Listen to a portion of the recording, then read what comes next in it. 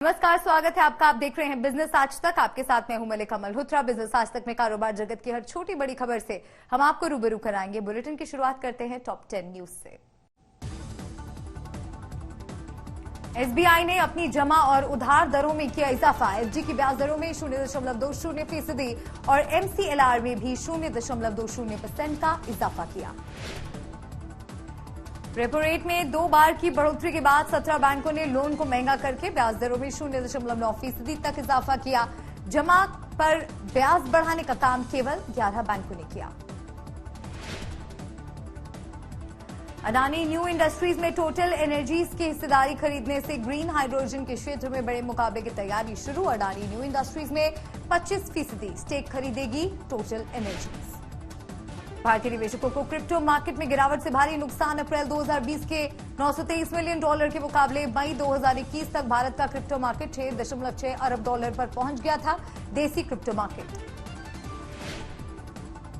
इस साल की पहली तिमाही के पहले 2 महीनों अप्रैल और मई में ट्रैक्टर की बिक्री 44% बढ़कर 4 साल के उच्चतम स्तर पर पहुंच गई है। किसानों के खुले बाजार में बिक्री करके रकम कमाने से बढ़ी बिक्री। ऑफिसों के खुलने के बावजूद युवा कर्मचारी अब भी घर से ही काम जारी रखना चाहते हैं। एडीपी रिसर्च इंस्टीट्यूट की रिपोर्ट के मुताबिक 25 से 34 साल के कर्मचारियों की पहली पसंद बना वर्क फ्रॉम होम। मोबाइल ग्राहकों को दिवाली तक मिल सकता है 5G सेवाओं का तोहफा। सीसीईए की मंजूरी के बाद स्पेक्ट्रम नीलामी में शामिल होने के लिए तैयार हैं टेलीकॉम कंपनियां।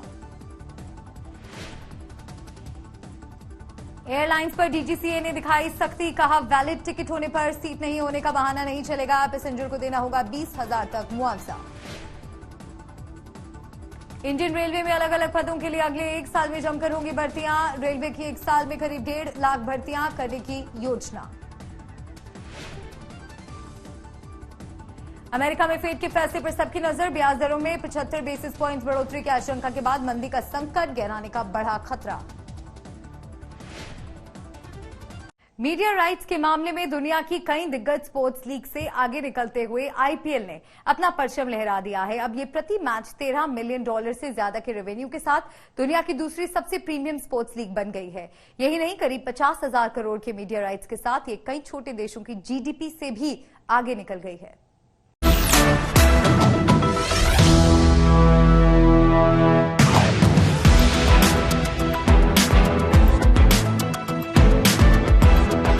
इंडियन प्रीमियर लीग के मीडिया राइट्स की नीलामी खत्म हो गई है।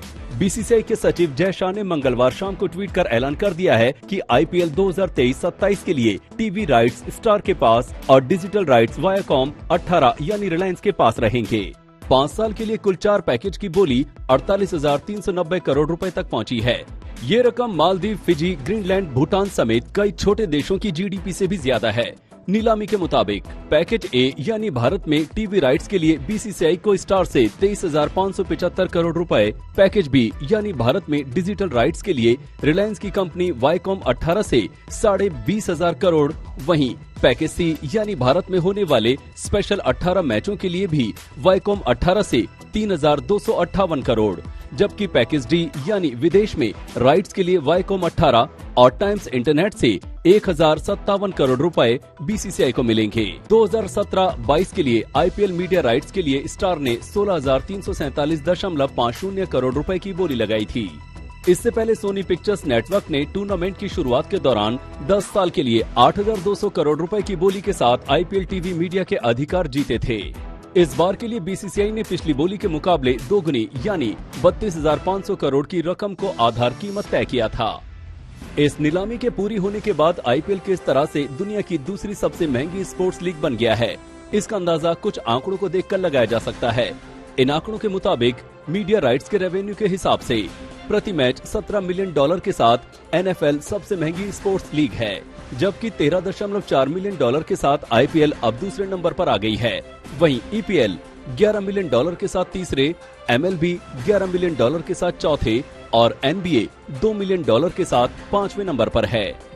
नीलामी पूरी होने के बाद बीसीसीआई के सचिव जय शाह ने कहा कि अगले आईसीसी एफटीपी कैलेंडर से आईपीएल में 2.5 महीने की आधिकारिक विंडो होगी, जिससे सभी टॉप इंटरनेशनल क्रिकेटर इसमें हिस्सा ले सके। इसके लिए बीसीसीआई ने दूसरे देशों के क्रिकेट बोर्ड के साथ साथ आईसीसी के साथ भी चर्चा की है। आज तक ब्यूरो। बिजनेस आज तक में आज के लिए बस इतना ही। देश और दुनिया की हर खबर के लिए देखते रहिए आज तक।